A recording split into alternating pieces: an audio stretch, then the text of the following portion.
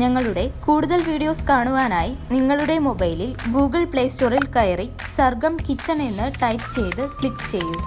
കേവലം 1 MB മാത്രമുള്ള സർഗം കിച്ചണിൻ്റെ free app download ചെയ്യൂ.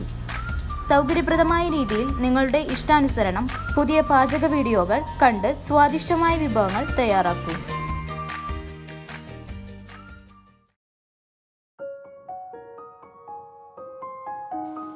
ഞാനിന്ന് നമ്മുടെ കിച്ചണിൽ റേഷനരി കൊണ്ട് നല്ലൊരു പുട്ടാണ് തയ്യാറാക്കുന്നത്. നമുക്ക് ഈസി ആയിട്ട് തയ്യാറാക്കാം.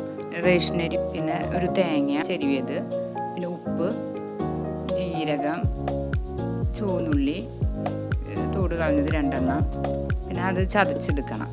പിന്നെ ആദ്യം നമ്മൾ അരിയിട്ട് കുതിർത്താൻ വെക്കണം. നല്ല വെള്ളത്തിലൊക്കെ കഴുകി.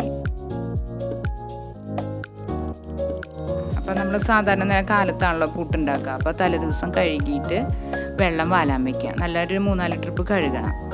എന്നിട്ട് അത് വെള്ളം കുതിർത്താൻ വയ്ക്കുക. എന്നിട്ട് നേരം വെളുക്കുമ്പോൾ നമ്മൾ ഏറ്റിട്ട് ഉണ്ടാക്കണേക്കാൾ അരമണിക്കൂർ മുന്നേ വെള്ളം വാലാൻ വയ്ക്കുക. അപ്പോഴാണ് പുട്ടിന് നല്ലോണം പൊടിയും. അപ്പോൾ പിന്നെ നമ്മൾ നനയ്ക്കേണ്ട ആവശ്യം ഒന്നുമില്ല. അപ്പം തന്നെ നമുക്ക് വാങ്ങിക്കണ സൈസ് പുട്ടുപൊടി പോലെ കിട്ടും. ഇപ്പോൾ നല്ലോണം ഒരു 2-3 പ്രാവശ്യം കഴുകുക. എന്നിട്ട് വെക്കുക. എന്നിട്ട് അത് പിറ്റേ ദിവസം നോക്കുമ്പോൾ നമുക്ക് കാണാം ഇങ്ങനെ നല്ല അരിയൊക്കെ കുതിർത്ത് വെന്തിട്ടുണ്ടാവും. എന്നിട്ട് ഒരു അരിപ്പ എടുത്തിട്ട് വെള്ളം വാർന്ന്, അരി കണ്ടില്ലേ നല്ല സോഫ്റ്റ് ആയിട്ട് തൊട്ട് നോക്കുമ്പോൾ തന്നെ നമുക്കറിയാം. അത് നമ്മൾ ഒരു അരിപ്പയിൽ വെള്ളം വാലാൻ വയ്ക്കാം. നല്ല ക്ലിയർ ആയിട്ട് കഴുകണം കേട്ടോ ആദ്യമേ തന്നെ, പ്രത്യേകിച്ച് റേഷനരി ആയ കാരണം. അത് നല്ലോണം മിനിമം അരമണിക്കൂറെങ്കിലും വെള്ളം വാലാൻ വയ്ക്കണം. അപ്പോൾ എല്ലാ വെള്ളം വാർന്ന് നമുക്ക് മിക്സിയിൽ പൊടിച്ചെടുക്കാം. അത് ഞാനിപ്പോൾ ഒരു അരിപ്പയിലാണ് വെള്ളം വാലാൻ വെച്ചുള്ളത്. പൊടിയൊന്നും നനയ്ക്കാണ്ട്, അല്ലെങ്കിൽ നമ്മൾ സാധാരണ പുട്ടുപൊടി ഉണ്ടാകുമ്പോൾ നനച്ചിട്ടൊക്കെ വേണ്ട. ഇതിപ്പോൾ ജസ്റ്റ് പൊടിച്ചാൽ പുട്ടിന് കറക്റ്റ് പാകമായി ഉണ്ടാവും. അങ്ങനെ ഇത് അരമണിക്കൂർ മാറ്റി വെച്ചിട്ടുണ്ട്. എന്നിട്ട് അതെടുത്തിട്ട് വേണം നമ്മൾ ചെറിയ ജാറിൽ വേണം പൊടിക്കാനായിട്ട്. അരമണിക്കൂറിന് ശേഷം അതിങ്ങനെ കണ്ടില്ലേ, അരമണിക്കൂറിന് ശേഷം അരിയൊക്കെ നല്ലോണം കുതിർന്ന് നല്ലോണം വെള്ളമൊക്കെ വാർന്ന്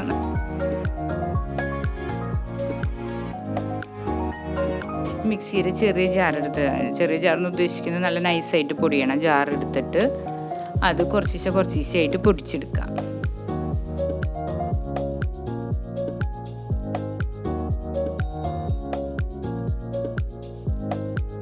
അത് ഇപ്പോൾ ഒരു കപ്പ് അരിയാണ് ഞാൻ എടുത്തുള്ളത്. അപ്പോൾ അത് 2-3 ട്രിപ്പ് പൊടിച്ചെടുക്കണം, ചെറിയ ജാറായ കാരണം.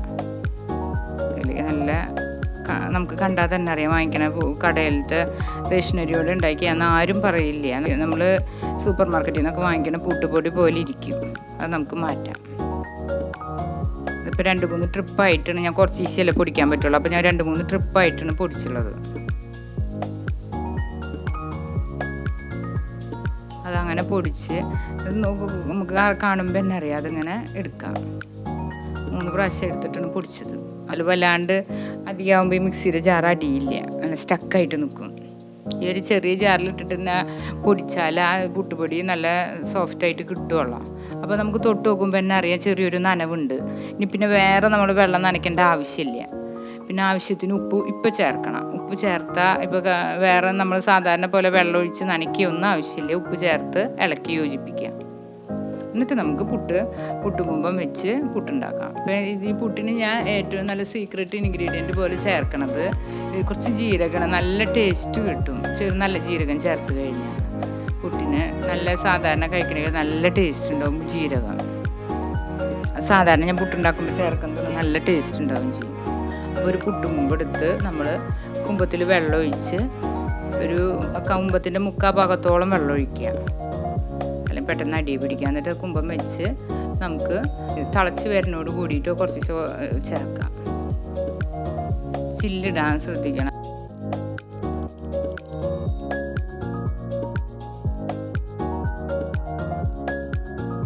പിന്നെ ഈ കുമ്പം വയ്ക്കുമ്പോൾ ഞാനൊരു ഇൻഗ്രീഡിയൻസും കൂടി ചേർക്കുന്നുണ്ട്. കുമ്പത്തിൽ ആദ്യം നാളികേരം ഇടും. പിന്നെ നമ്മൾ ജീരകവും ഉപ്പും ചേർത്ത പുട്ടിൻ്റെ പൊടി ചേർക്കാം. അതിന് ആൾട്ടർനേറ്റ് ചെയ്തിട്ട് ഈ പൊടി നാളികേരമായിട്ട് ചേർക്കുക. പലഹാരമാകുമ്പോൾ കുറച്ചധികം നാളികേരം ചേർത്ത് ചെരുവിത് ചേർക്കുന്നത് ടേസ്റ്റ് കിട്ടും. അങ്ങനെ അവസാനം നമ്മൾ കുമ്പം നിറയ്ക്കുമ്പോൾ അവസാനത്തെ സ്റ്റെപ്പ് നാളികേരം. ആദ്യം നാളികേരം ചേർക്കണം, പിന്നെ അവസാനം നാളികേരം ഇടണ പോലെ വേണം നമ്മൾ പുട്ട് തയ്യാറാക്കാൻ. എന്നിട്ട് അതൊന്ന് മൂടി വയ്ക്കുക.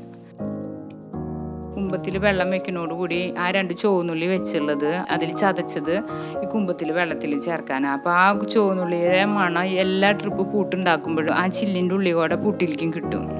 അപ്പോൾ ആ ജീരകത്തിൻ്റെയും ചുവന്നുള്ളിയുടെയും ടേസ്റ്റ് പുട്ടിന് നല്ല ടേസ്റ്റ് കൊടുക്കും.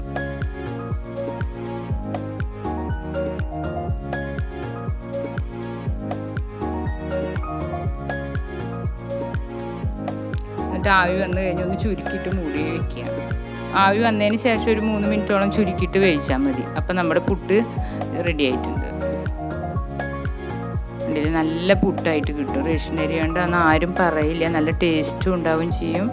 നല്ല പുട്ടാണ്. പിന്നെ ചൂട്ടോടെ നമ്മൾ ഉപയോഗിക്കണം. ചൂട് പറഞ്ഞാൽ ഏത് പലഹാരമായാലും ടേസ്റ്റ് കുറയും. ഇതും അതെ, ചൂട്ടോടെ തന്നെ ഉപയോഗിക്കണം. അപ്പോൾ ഒരു കപ്പ് കൊണ്ട് 2 കുമ്പം പുട്ടാണ് തയ്യാറാക്കാൻ പറ്റിയത്. വളരെ ടേസ്റ്റുള്ള ഫുഡാണത്. അങ്ങനെ നമ്മുടെ പുട്ട് തയ്യാറായിട്ടുണ്ട്.